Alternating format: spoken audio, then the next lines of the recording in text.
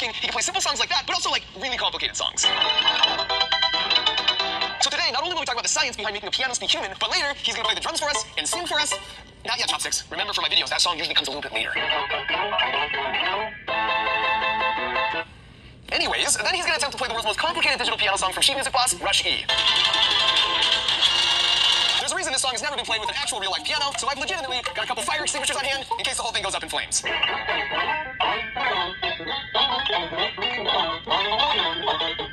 Before we get to any of that, we need to first understand the really cool engineering behind how pianos even work. Because if you look at the guts of this modified see-through piano, for something that was invented by an Italian dude 300 years ago, you can see it's pretty complicated. In fact, if you zoom in and just isolate on a single key, this is what's happening every time you push down on the white part. And if you're thinking like an engineer, you know the best design is always the one that gets the job done in the most simple way possible. And when I first saw this, no offense to Bartolome Cristofori, the inventor of the piano, it just seemed overly complicated. I mean, the first piano I ever played was pretty dang simple. Like, why can't you just have a class 1 lever where when I push down here, there's a fulcrum in the middle and it hits the string here? Well, it turns out there's two problems with that right off the bat. The first is that the hammer remains in contact with the string when you hold the key down. That means the string isn't free to wiggle and vibrate, which is how the sound is created. Like with this guitar, it sounds great until you touch the strings. And now because it can't vibrate, you don't hear anything. In fact, you can see that's exactly the problem with this toy piano. The second problem is this is an upright piano, so the strings must be vertical to fit. But that's an easy enough fix if we shift them here and add an extra hinge point. However, you'll notice we're still damping the string. And as you can see, the piano should continue making sound even if I'm holding the key down. So how do we do that? Well, Bartolomeo got real clever and added a little extra hardware here. So now when you press the key, this jack flings the hammer forward so it hits the string, but then the jack gets its foot caught, which moves it out of the way so the hammer can move back and not dampen the string. So in fact, most people think pianos are considered string instruments, but this hammer-like action is rather actually classified as percussion.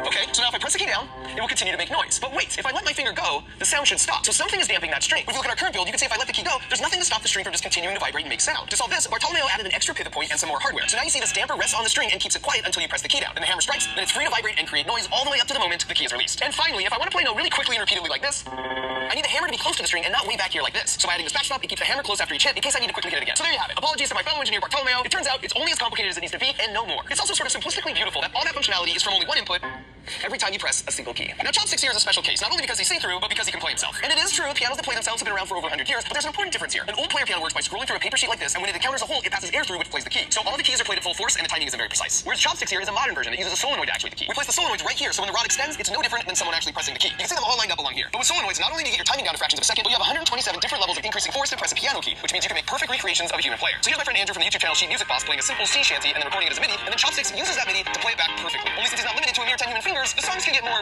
complicated.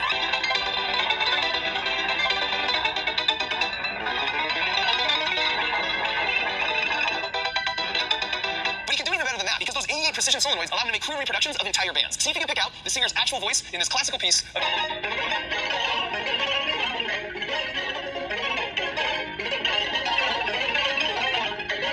And so now that we know at least partially what he's capable of, before we attempt Rush E, let's quickly discuss how we actually make Chopsticks speak and sing. Chopsticks. That's better. And to do that, I'm going to pass it over to my buddy Grant from the YouTube channel 3Blue 1 Brown for a simple explanation. The signals for speech can be visualized with a waveform, which you might think of as telling you the air pressure next to a microphone as a function of time. If you zoom in on a little window of it, you might notice it looks like a rhythmic repeating pattern. As it happens, one of the most delightful facts from math tells us that for pretty much any signal, you can express it as a sum of pure sine waves, which in the context of sounds correspond to pure pitches. Higher frequency sine waves giving you higher pitches. If you want to perfectly reconstruct the original signal, this often requires adding other... And close your eyes and see how much harder it is to understand him. And number 2, maybe you've heard this audio clip from some random 80s toy saying the word green needle. Now compare that to this other clip that says brainstorm. Only as you might have guessed, those are the exact same audio clip, which is bonkers because those two words don't even have the same number of syllables. For proof, I'll repeat it twice more, only this time you can randomly pick a word to look at each time. Alright, and so now for the big finale. In a world's first exclusive, I present an actual piano attempting to play the world's hardest piano song, Rush E. Of course, buddy. Good luck.